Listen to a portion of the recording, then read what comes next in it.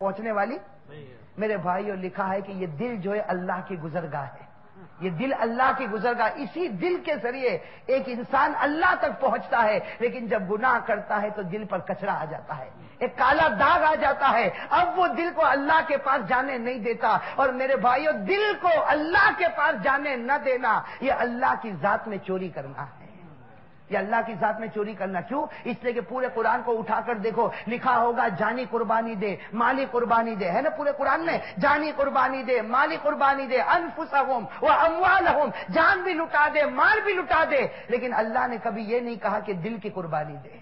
میں کہا پورے قرآن میں دل کی، کیوں؟ اللہ نے کہا نہیں، جان دے دے، مال دے دے، لیکن دل تو نے مجھے وقف کر دیا ہے، اور وقف کی چیزیں بیچی نہیں جاتی، جو وقت کی چیزیں ہوتی وہ بیچی نہیں جاتی۔ اللہ نے کہا دل میرا ہے۔ میرے بھائیوں یہ دل کو اللہ تک پہنچانا ہے، لیکن گناہ ہوگا تو دل اللہ تک نہیں پہنچے گا۔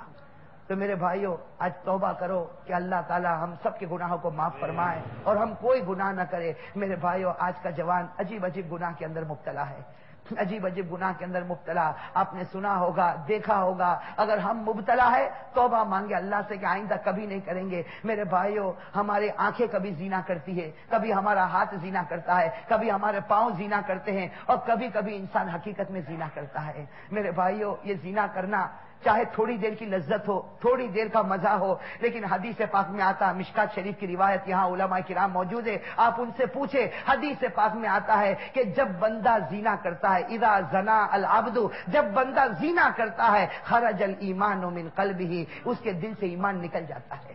میرے بھائیوں لکھا ہے کہ جب زنا کرتا ہے نا تو دل سے ایمان نکل جاتا اور اس کے اوپر آ جاتا، جیسے چھتری امبریلا دیکھا ہوگا نا آپ نے بارش کے موسم میں، بس ٹھیک حدیث میں آتا کذلہ، یعنی ایمان اس کے اوپر آ جاتا، وہ زنا کر رہا ہے، ایمان نکل چکا ہے اور اس کے اوپر آ گیا۔ میرے بھائیو حدیث پاک میں آتا جب زنا کر لیتا ہے اللہ اپنے فضل سے ایمان اس کو واپس دیتے ہیں، لیکن روایت میں لکھا ہے کہ اگر زنا کرتے کرتے موت آ گئی تو بغیر ایمان کے دنیا سے جائے گا۔ اللہ تعالی ہم سب کی حفاظت فرمائے۔ تو میرے بھائیو سچی بات تو یہ ہے کہ اللہ تعالیٰ سے معافی مانگو۔ میرے بھائیو بڑا کریم خدا ہے، بڑا رحیم خدا ہے، اللہ سے بڑھ کر کوئی پیارا خدا نہیں۔ میرے بھائیو ہمیں جو خدا ملا اور ہمیں جو نبی ملا اس سے بڑھ کر اب ہمیں کچھ نہیں چاہیے۔ میرا خدا بھی کریم، میرا رسول بھی کریم، میرا خدا بھی کریم، میرا رسول بھی کریم، ہزارہ نعمت تھا کہ من میانے دو کریم، ہزاروں نعمتیں مجھ پر ہے کہ میں تو دو کریموں کے بیچ میں ہوں۔ میرے بھائیو خدا کتنا پیارا، کتنا پیارا۔ روایت کے اندر لکھا، ایک روایت بتا کر اپنی بات ختم کروں۔ روایت میں لکھا ہے حضور اکرم صلی اللہ علیہ وسلم نے فرمایا کہ قیامت کے دن اللہ تعالیٰ ایک شخص کو بلائیں گے، قیامت کے دن اللہ تعالیٰ ایک شخص کو بلائیں گے، اور روایت میں لکھا ہے کہ اللہ اس کو اپنے نور کے پردے میں چھپائیں گے، اس کو نہیں معلوم ہوگا، اللہ تعالیٰ اپنے نور اور تجلی کے پردے میں اس کو چھپائیں گے، اور روایت میں آتا ایسے چھپائیں گے جیسے بڑا پرندہ اپنے چھوٹے بچوں کو پروں میں چھپا لیتا ہے۔ بڑے پرندے کو دیکھا ہوگا اپنا پر پھیلاتا ہے، چھوٹے چھوٹے چوزوں کو پر کے اندر سما لیتا ہے۔ قیامت کا دن قائم ہوگا، سارے لوگ کھڑے ہوں گے، اللہ تعالیٰ ایک بندے کو بلائیں گے، اس کو اپنے نور کے پردے میں چھپائیں گے، ایسا چھپائیں گے کہ اس کو پیچھے کچھ نظر نہیں آئے گا اور پیچھے والے کو آگے کا کچھ نظر نہیں آئے گا۔ اللہ نور کے پردے میں چھپائیں گے، لیکن اس بیچارے کو معلوم نہیں ہوگا۔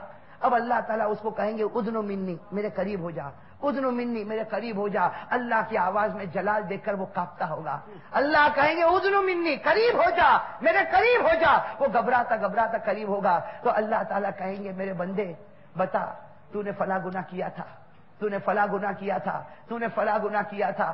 وہ ایسا ڈرا ہوگا، ایسا بدن کانپتا ہوگا کہ کانپتے کانپتے کہے گا اللہ میں نے نہیں کیا تھا، اللہ میں نے نہیں کیا تھا، اللہ میں نے نہیں۔ اللہ کہتے جائیں گے اور وہ کہتا جائے گا اللہ میں نے نہیں کیا تھا، اللہ میں نے نہیں کیا تھا۔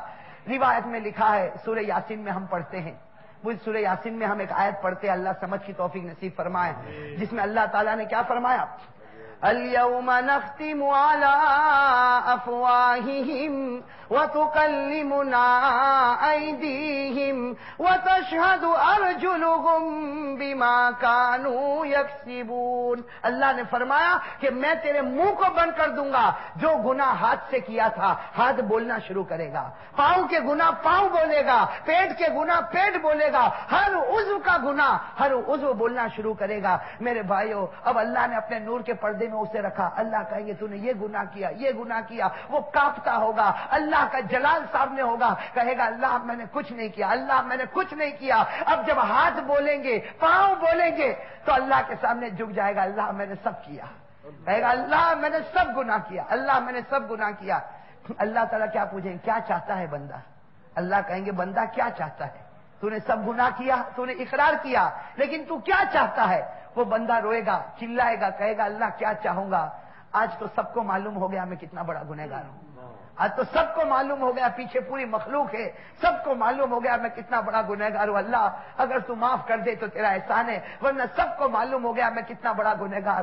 میرے بھائیو اللہ کتنا پیارا ہے، اللہ کتنا پیارا ہے۔ اللہ کہیں گے انظر وراءک، اللہ کہیں گے انظر وراءک، اے میرے بندے ذرا پیچھے تو دیکھ لے، ذرا پیچھے تو دیکھ لے۔ وہ پیچھے مڑ کر دیکھے گا تو اسے نور نظر آئے گا، اور اس نور کے اندر اسے اس کی جنت نظر آئے گی، اسے نور نظر آئے گا، اس نور کے اندر اس کی جنت نظر آئے گی۔ وہ کہے گا اللہ یہ کیا معاملہ؟ اللہ کہیں گے میرے بندے تو نے میری رحمت کو اتنا کم سمجھا تھا، ارے دنیا میں نے تیرے گناہ کو چھپایا، میرے اندر یہ بھی طاقت ہے کہ آخرت میں تیرے گناہ کو چھپایا۔ میرے بھائیو اللہ تعالیٰ یہ دولت ہم سب کو نصیب فرمائے۔ تو خیر میرے بھائی